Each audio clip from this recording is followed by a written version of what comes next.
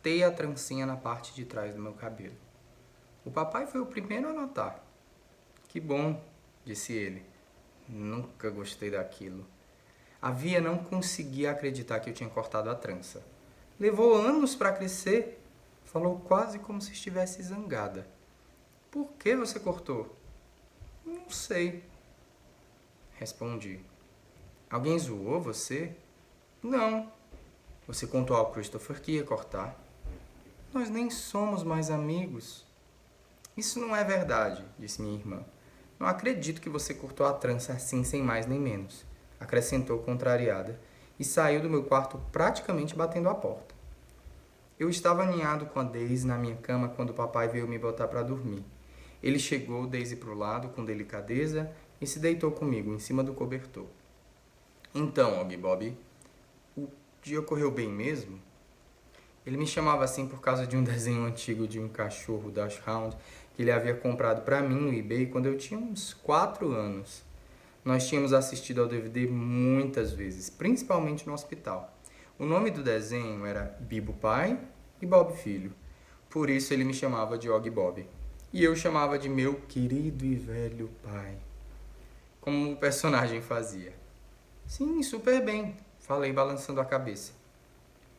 Você passou a noite toda tão quieto. Eu acho que eu tô cansado. Foi um dia cheio, hein? Eu fiz que sim. Mas correu tudo bem mesmo, insistiu ele. Assenti mais uma vez. Ele não disse nada, por isso depois de alguns segundos falei. Na verdade, tudo correu muito bem mesmo. Que ótimo ouvir isso, Og, disse ele baixinho, dando um beijo na minha testa. Então parece que foi uma boa ideia essa da mamãe, não foi? De você ir para a escola? Fui. Mas eu posso parar de ir se eu quiser, não é? Foi isso que combinamos, respondeu ele. Mas acho que vai depender do seu motivo para desistir. Você terá que nos contar. Terá que conversar conosco e nos dizer como se sente e se alguma coisa ruim está acontecendo, tudo bem? Promete que vai contar? Prometo. Então posso lhe fazer uma pergunta? Você está zangado com a mamãe? Você foi um pouco mal criado com ela a noite toda. Sabe, Og, eu sou tão culpado de mandar você à escola quanto ela. Não, ela é mais culpada. Foi ideia dela. Mamãe bateu na porta bem nessa hora e colocou a cabeça para dentro do meu quarto. Só queria dar boa noite, falou. Por um instante ela pareceu tímida. Oi, mamãezinha, falou meu pai pegando minha mão e acenando para ela. Ouvi dizer que você cortou sua trança, comentou a mamãe, sentando na beira da cama ao lado da Daisy. Não foi nada demais, eu respondi depressa. Eu não falei que era, retrucou ela. Por que você não põe o Og para dormir hoje? Sugeriu o papai levantando-se. Tenho mesmo que trabalhar um pouco. Boa noite, meu filho. Isso também era parte da rotina inspirada pelo desenho animado, embora eu não tivesse no clima para responder Boa noite, meu querido e velho pai. Estou muito orgulhoso de você, acrescentou ele. Meus pais sempre se revezavam para me pôr para dormir. Sei que é um pouco infantil da minha parte ainda querer que eles fizessem isso, mas era assim que as coisas funcionavam com a gente. Acorde-me quando setembro acabar. O restante do mês de setembro foi difícil. Eu não estava acostumado a acordar tão cedo de manhã. Não estava acostumado com o conceito de dever de casa e tive meu primeiro teste oral no final do mês. Eu nunca tinha feito um teste oral quando a mamãe me dava aulas. Também não gostava de não ter mais tempo livre. Antes eu podia brincar quando quisesse, mas agora parecia que sempre tinha alguma tarefa a fazer para a escola. E ficar lá era horrível no começo. Cada aula nova era uma nova oportunidade de as crianças não olharem para mim. Elas me espiavam por trás dos cadernos ou quando eu não estava olhando. Evitavam esbarrar em mim a qualquer custo, dando a volta e pegando o caminho mais longo, como se eu tivesse algum germe que elas pudessem pegar, como se meu rosto fosse contagioso. Nos corredores lotados, meu rosto sempre surpreendia alguma criança desavisada que ainda não tivesse ouvido falar a meu respeito. Ela fazia o mesmo som que uma pessoa faz antes de mergulhar, uma espécie de... Isso acontecia 4 ou 5 vezes por dia nas primeiras semanas. Nas escadas, em frente aos armários, na biblioteca, 500 crianças em uma escola. Todas elas acabariam vendo meu rosto em algum momento. E depois dos primeiros dias, notei que eu tinha virado notícia.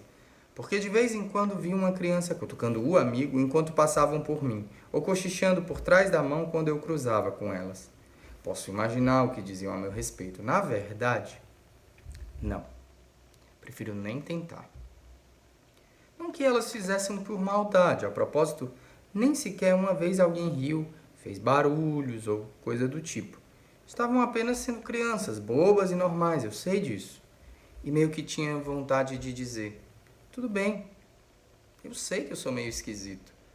Podem olhar, eu não mordo. A verdade é que se de repente um Wookiee começasse a frequentar a escola, eu também ficaria curioso e provavelmente olharia um pouco para ele. E se eu estivesse andando com o Jack Will ou com a Summer, talvez cochichasse: olha ali o Wookiee. E se o Wookiee me pegasse dizendo, ele saberia que não fez por mal. Estava apenas apontando o fato de que ele era um Wookiee. Levou mais ou menos uma semana para os alunos da minha turma se acostumarem com o meu rosto. E eles eu via todos os dias, em todas as aulas. Para os outros alunos do quinto ano se habituarem, levou mais ou menos 2 semanas. Esses eu via no refeitório, no recreio, na biblioteca e nas aulas de educação física, música e informática. Para o restante dos alunos da escola, levou cerca de 1 mês. Era o pessoal dos outros anos. Alguns eram mais velhos, tinham cortes de cabelo esquisitos, outros tinham piercing no nariz ou espinhas. Nenhum se parecia comigo. Jack Will. Eu sentava com o Jack nas aulas de orientação, inglês, história, informática, música e ciências. Todas as matérias que fazíamos juntos. Os professores marcaram os lugares nas aulas e eu acabei sempre me sentando ao lado do Jack. Então, eu acho que ou os professores tinham sido orientados a fazer isso, ou era uma coincidência incrível. Eu também ia de uma aula para outra com o Jack. Sei que ele notava as crianças me olhando, mas fingia que não. Uma vez, porém, a caminho da aula de história, um aluno muito grande do 8º ano estava voando pelas escadas, descendo 2 degraus de cada vez e acabou esbarrando em nós no pé da escada e me derrubando. Enquanto me ajudava a me levantar, ele deu uma olhada no meu rosto e, sem querer, soltou um "caramba!". Depois deu uns tapinhas no meu ombro como se estivesse me limpando e foi atrás dos amigos. Por algum motivo, Jack e eu caímos na gargalhada. O garoto fez uma cara tão engraçada, disse o Jack, enquanto a gente se sentava. Fez mesmo, concordei. Ele ficou tipo, caramba! Acho que ele até mijou nas calças. Estávamos rindo tão alto que o professor, o Sr. Roche, teve que pedir que ficássemos quietos. Mais tarde, depois que terminamos de ler sobre como os antigos sumérios construíam relógios de sol, o Jack sussurrou. Você às vezes não tem vontade de bater nesse pessoal? Eu acho que sim. Não sei, respondi dando de ombros. Eu tenho. Acho que você podia ter um revólver de água ou algo assim e prendê-lo nos seus olhos de alguma forma. Então, toda vez que alguém ficasse olhando demais, você soltaria um esguicho na cara dele. Um jato de gosma verde ou sei lá, falei. Não. Gosma de lesma misturada com xixi de cachorro, sugeriu Jack. Isso! Eu estava totalmente de acordo. Rapazes, disse o Sr. Roche do outro lado da sala. Os outros ainda estão lendo. Assentimos e voltamos a olhar para os nossos livros. Então o Jack murmurou. Você vai ser sempre assim, August? Quer dizer, você pode fazer plástica ou coisa do tipo? Sorri e apontei para o meu rosto. Oi? Isso é depois da plástica. Jack bateu na própria testa e começou a rir histericamente. Cara, você devia processar o seu médico, falou em meio à gargalhada. Dessa vez ríamos tanto que não conseguimos parar nem depois que o Sr. Roche se aproximou e nos fez trocar de lugar com quem estava do lado. O preceito do Sr. Brown de outubro.